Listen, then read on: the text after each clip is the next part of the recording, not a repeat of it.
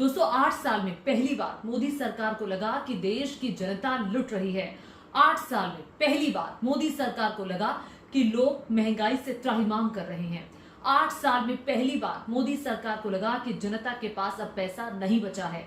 8 साल में पहली बार मोदी सरकार को लगा कि छोटे बड़े कारोबारियों से जो हमने टैक्स वसूला उससे उनके उद्योग धंधे बर्बाद हो गए हैं। ये पहली बार क्या मोदी सरकार को लगा?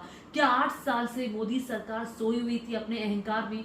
क्या 8 साल से बहुमत के दम पर मोदी सरकार जो जीएसटी लेकर वो आई थी 2017 में उसको अपने साथ लेकर चल रही थी, उस फैसले को सही साबित करने में लगी हुई थी। अब 8 साल बाद जाकर के उनकी आंख खुली है कि जो हमारा फैसला जिस तरीके से जीएसटी लागू किया गया था और जिन कैटेगरीज में लागू किया गया था वो सरासर गलत था। उससे आम आदमी की कमर टूट गई, उससे आम आदमी परेशान हो गया, उसकी जेब में पैसा तक नहीं बचा।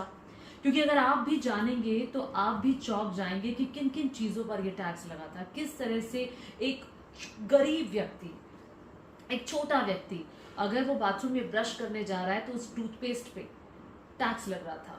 वो रोटी बना रहा है, दूध की कोई भी चीज इस्तेमाल कर रहा है तो उस पे भी हम टैक्स दे रहे थे।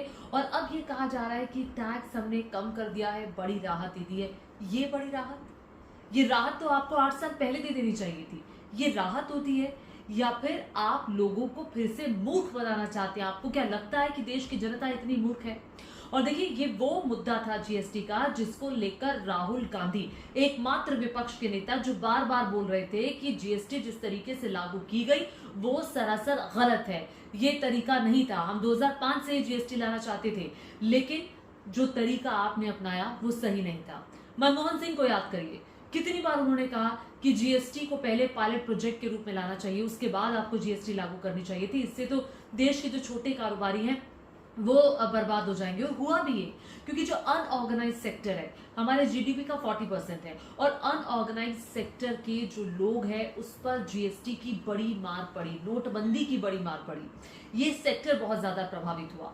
अब ये अनऑर्गेनाइज सेक्टर क्या है ये मैं आपको आगे डिटेल से बताऊंगी, लेकिन बड़ा फैसला जो सरकार ने किया और जिसे सेलिब्रेट किया जा रहा है ये कह करके, देखिए कितना बड़ा फैसला, हम देश के गरीबों के बारे में कितना सोचते हैं। क्या वाकई आप सोचते हैं? आपने 8 साल पहले क्यों नहीं सोचा कि गरीब के जेब में पैसा बचना चाहिए? आपको 8 साल पहले गरीब की याद क्यों नहीं आई? और आज आप कह रहे हैं कि हमने देखिए कितना बड़ा रिफॉर्म कर दिया।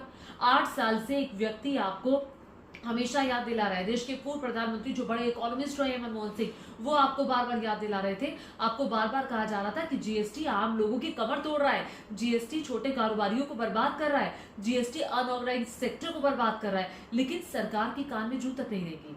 सरकार को पता था हमारे पास बहुमत है, हमारा फैसला है, जनता को हम जो बोलेंगे जनता मान जाएगी। हुआ भी ये।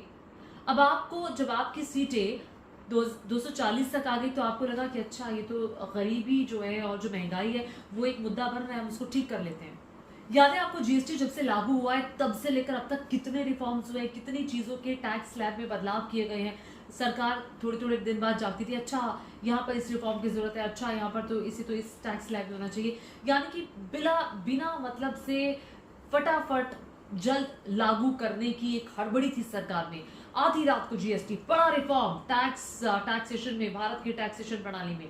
आपके पीछे क्या कोई पड़ा हुआ था कि आपको टैक्स रिफॉर्म तभी करना था, आपको वाहवाही लूटनी थी कि देखिए टैक्स प्रणाली में रिफॉर्म करके आपको शाबाशी मिल जानी थी? इतने गलत तरीके से जीएसटी लागू किया गया था जिसके बारे में बार बार आपको याद दिलाया गया, बार बार कहा गया कि आप गलत कर रहे हैं। लेकिन अब जब जीएसटी रिफॉर्म हुआ है, पहले 4 स्लैब थे, 5, 12, 18 और 24। अब जो टैक्स स्लैब है वो केवल अब 2 स्लैब्स ही कर दिए गए हैं, 5 और 18 का टैक्स स्लैब। एक 40% का है जिसमें अलग वस्तुएं होंगी, जो सिंध पदार्थ है वो होंगे और उसके अलावा जो लग्जूरियस चीजें हैं वो उसमें शामिल की गई है। लेकिन बड़ा सवाल तो ये है कि 5 और 18 का जो स्लैब आज आपने किया, यही बात राहुल गांधी 2017 से लगातार कह रहे थे। एकमात्र वो व्यक्ति विपक्ष का जो बार बार सरकार को याद दिला रहा था। ये देखिए राहुल गांधी ने क्या कहा था। राहुल गांधी का ये जो ट्वीट है इसमें राहुल ने कहा, as a GST council begins its deliberations today, I want to stress again that an 18% cap on the GST rate is in everybody's interest. ये सभी के फायदे में होगा। Since 2005 से ही कांग्रेस पार्टी जीएसटी लाना चाहती थी जो कि प्रो इंडस्ट्री हो, प्रो ट्रेड हो, पर और जो आम लोग हैं स्पेशली जो पुअर्स हैं उनके फेवर में हो। और राहुल गांधी ने कहा कि 18% का जो जीएसटी है वहीं तक होना चाहिए, ये कैप उससे ऊपर नहीं होना चाहिए और बर्डन नहीं पड़ना चाहिए गरीबों पर। खास तौर से गरीबों का जिक्र किया गया था कि गरीबों पर बर्डन नहीं पड़ना चाहिए। लेकिन हुआ क्या?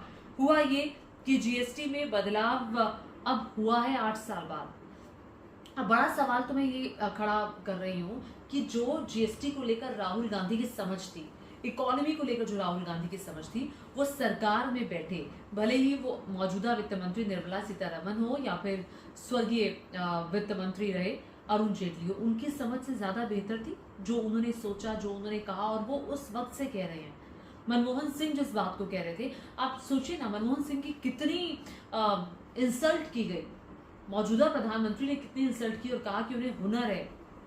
याद होगा रेनकोट में नहाने का हुनर, याद है आपको? वो किस तरह से बार बार मौन मनमोहन कह करके पुकारा जाता था, वो तो कुछ बोलते नहीं है, कठपुतली की सरकार चल रही है, ना जाने क्या क्या। राहुल गांधी को पप्पू तक घोषित करने की बात हो रही थी। राहुल गांधी की हर बात आपने मानी है। राहुल गांधी के कितने ऐसे फैसले रहे हैं जिस पर इस सरकार को यू टर्न लेना पड़ा है। तो ये फैसला राहुल गांधी का है और ये फैसला, माफ कीजिएगा, मोदी सरकार का है। लेकिन चर्चा राहुल गांधी की इतनी ज्यादा क्यों हो रही है? अब आप इस बात को समझ गए होंगे। याद कीजिए कास्ट सेंसस को लेकर राहुल गांधी ने क्या कहा था कि जातीय जनगणना तो होकर रहेगी। मैं सदन में ये बात राहुल गांधी ने कही थी। कोविड को लेकर कहा था कि आप सचेत हो जाएं वरना आपको पछताना पड़ेगा। याद कीजिए नोटबंदी को लेकर क्या कहा था। फार्म्स बिल पर सरकार को वापस अपना फैसला लेना पड़ा था। फॉरेन पॉलिसी को लेकर कहा था कि चाइना और पाकिस्तान साथ आ रहे हैं, आप सचेत हो जाएं, ये दोस्ती हम पर भारी पड़ सकती है। आगे सुनिए, आगे उन्होंने कहा था इलेक्टोरल बॉन्ड को लेकर भी उनका बयान सही साबित हुआ। ट्रंप को लेकर के जो उनका बयान रहा, लैंड एक्विजिशन बिल का मैंने आपको याद दिलाया। मणिपुर हिंसा को लेकर के 3 बार राहुल गांधी वहां गए और बार बार कहा कि मणिपुर को बचा लीजिए, प्रधानमंत्री का वहां जाना बहुत जरूरी है। और अब यह खबर भी है कि मणिपुर प्रधानमंत्री जाने वाले हैं 13 तारीख को। तो कितनी सारी बातें राहुल गांधी की जिस पर इस सरकार को वापस लौटना पड़ा। अब बड़ा सवाल तो ये खड़ा होता है कि सरकार अब 2 स्लैब्स लेकर आ रही है, यानी कि सरकार ने माना कि 8 साल तक उन्होंने लोगों को लूटने का काम किया, 8 साल तक उन्होंने लोगों की जेब से पैसे निकालने का काम किया, 8 साल तक उन्होंने महंगाई में जनता को धकेल दिया, 8 साल तक जो देश का गरीब तबका है वो आपको झेलता रहा, 8 साल तक जनता त्राहिमाम करती रही और आप कान बंद करके बैठे रहे, चुपचाप बैठे रहे, आपने कुछ सुनने की जहमत भी नहीं उठाई।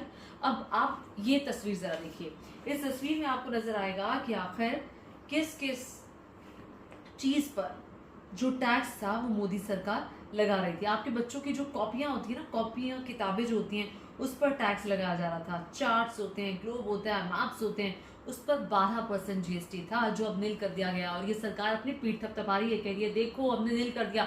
तो 8 साल में आपने जीएसटी लगा करके उन गरीब बच्चों के साथ क्या अन्याय नहीं किया? पेंसिल्स पर, शार्पनर्स पर, क्रियॉन्स पर, पेस्टल्स पर 12% आपने टैक्स लगाया था। नोटबुक्स पर 12% का टैक्सेशन था।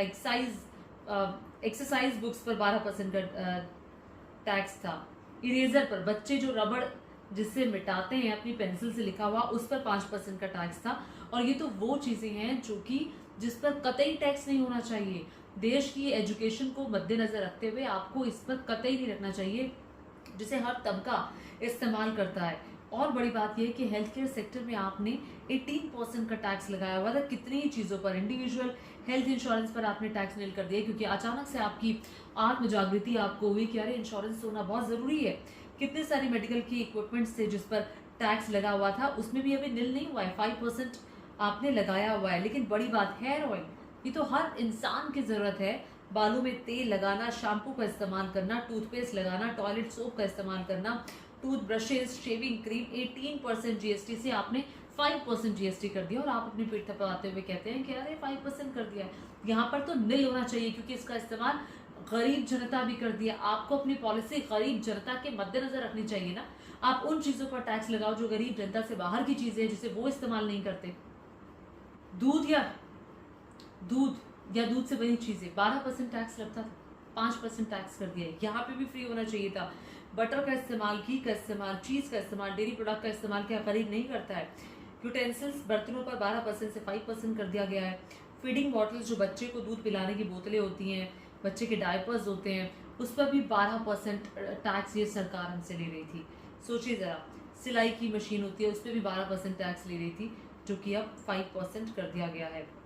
कृषि की से जुड़ी हुई जो चीज़ें हैं, सबसे ज़्यादा बड़ी बात तो ये है, उस पर 18% तक टैक्स लग रहा था, जिसे 5% किया गया है। ये जो एग्रीकल्चर से रिलेटेड चीज़ें हैं, ये इस पर कितनी बड़ी मार पड़ी थी। पेट्रोल डीजल तो अभी भी जीएसटी के दायरे से बाहर है, और साथ ही साथ एयर कंडीशनर, तो तमाम जो आप अगर देखेंगे इसमें जो रोज़मर्रा की आइटम्स हैं, उसमें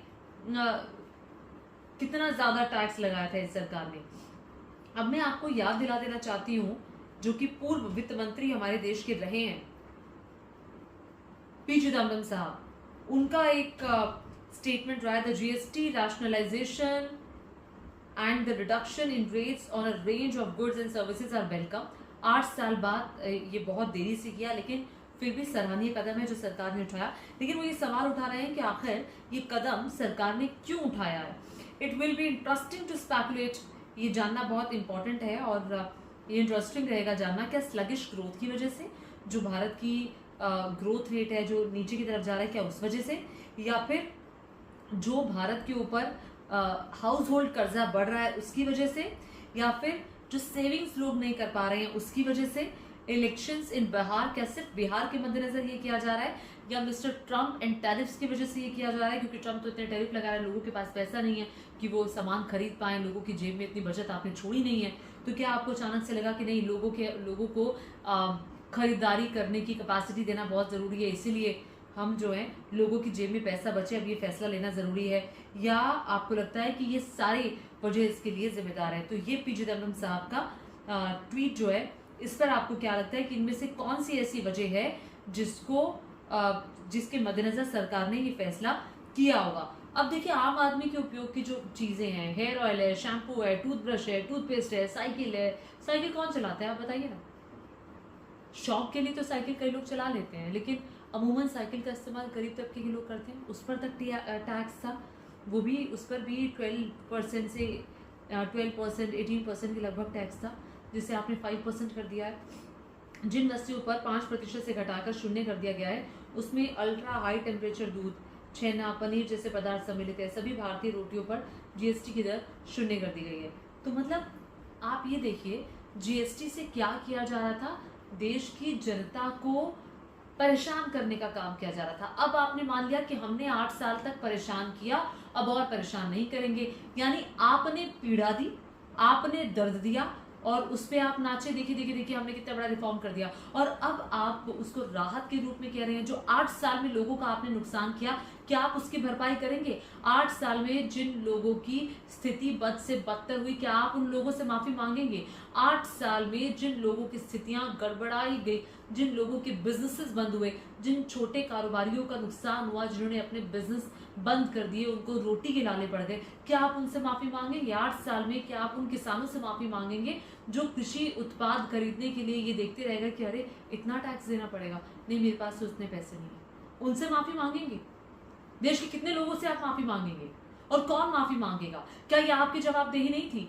आपने देश को, जब विपक्ष सवाल बार बार उठा रहा था कि आप देश की जनता के साथ धोखा कर रहे हैं, आप देश की जनता को बर्बाद कर रहे हैं, आप देश को गलत रास्ते पर लेकर जा रहे हैं, तब आप तालियां बजा रहे थे, वाहवाही करते, अरे अरे अरे नहीं नहीं नहीं, सिर्फ इस दम पर कि आपकी सरकार अहंकार में डूबी थी, या फिर इस दम पर कि हमारे पास तो बहुमत था। जब आज आपके पास बहुमत नहीं रहा, तो आपको लगा कि सरकार को हमें, जनता को कुछ राहत दे देनी चाहिए।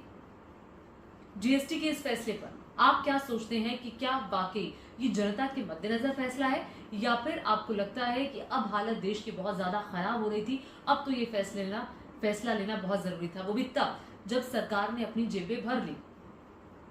पेट्रोल डीजल के दाम अंतर्राष्ट्रीय बाजार में कम होते रहे, आपको रशिया से सस्ता तेल मिल रहा था, उसके बावजूद पेट्रोल डीजल के दाम कम नहीं हुए। नितिन गडकरी कहते रहे एथेनॉल मिक्स होगा तो पेट्रोल डीजल के दाम 45 रुपए आ जाएंगे, एथेनॉल मिक्स भी हो गया, लेकिन अब भी पेट्रोल के दाम कम नहीं हुए। आपने हर जगह से कमाया, हर जगह से आपने कमाया, लेकिन जनता को फायदा नहीं हुआ, जनता को लूटने का काम किया गया। जनता से की गई इस लूट पर आपका क्या कमेंट है, नीचे कमेंट करके जरूर बताएगा।